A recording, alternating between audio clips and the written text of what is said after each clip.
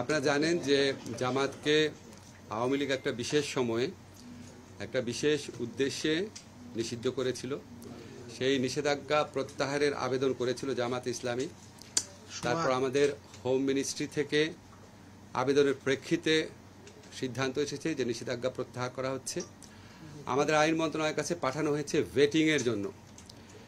Vetting মানে হচ্ছে technicalities দেখা, নিষেধাজ্ঞা প্রত্যাহারের যে কাগজটা আছে সেখানে শব্দ চয়ন ঠিক আছে কিনা, ভাষা চয়ন ঠিক আছে কিনা, আইন অনুযায়ী কিনা। আমাদের আইন মন্ত্রণালয়ের এই ক্ষেত্রে কোনো নীতিগত সিদ্ধান্ত নেয়া বা না নেয়ার অবকাশ নেই। এখন আপনারা বলতে পারেন যে জামাতের নিষেধাজ্ঞা প্রত্যাহারের ব্যাপারে স্বরাষ্ট্র মন্ত্রণালয় যে সিদ্ধান্ত নিয়েছে ওটার প্রেক্ষাপটটা কী। আপনারা সবাই জানেন যে আমাদের সমাজে কিছু মহল থেকে বহু বছর যাবৎ জামাত ইসলামীকে নিষিদ্ধ করার দাবি উঠত, বহু বছর যাবৎ। আমি ঠিক বেঠিক ওখানে যাচ্ছি না।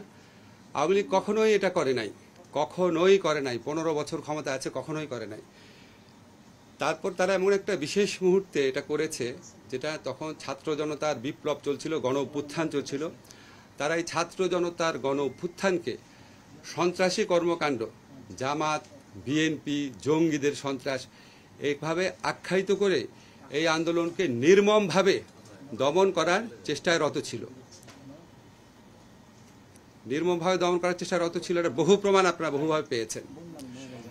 এবং আমাদের স্বরাষ্ট্র মন্ত্রণালয়ের পক্ষ থেকে পরীক্ষা করে দেখা হয়েছে তারা যে সন্ত্রাসী হিসাবে জামাত, বিএনপি, জঙ্গিকে আখ্যায়িত করেছিল, ওই ন্যারেটিভের পার্ট হিসাবে তারা জামাতকে সন্ত্রাসী সংগঠন হিসাবে হঠাৎ করে ঘোষণা করে একটা প্রজ্ঞাপন জারি করে। তা আমরা তো আওয়ামী লীগ যে ছাত্র জনতার গণবিপ্লবকে সন্ত্রাসী কর্মকাণ্ড বলতে চেয়েছে, সেই ন্যারেটিভের পার্ট তো আমরা হতে পারি না। আমরা মনে করি আওয়ামী লীগ কোনো নীতিগত অবস্থান থেকে জামাতকে নিষিদ্ধ করে নাই। আওয়ামী লীগ রাজনৈতিক অপকৌশলের জন্য ছাত্র জনতার বিপ্লবকে নির্মমভাবে দমন করার জন্য এই ইস্যুটাকে এইভাবে ব্যবহার করেছিল। তা আমরা ছাত্র জনতার গণ অভ্যুত্থানে পরাজিত এবং প্রত্যাখ্যাত একটি দলের অন্যায় ন্যারেটিভের পার্ট হতে পারি না, এটাই হচ্ছে আমাদের বক্তব্য।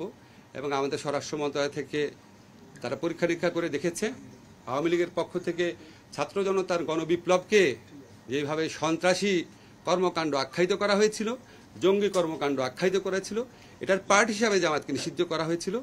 এই ন্যারেটিভটা সত্যি না, সেটা ছাত্র জনতার বিপ্লব ছিল।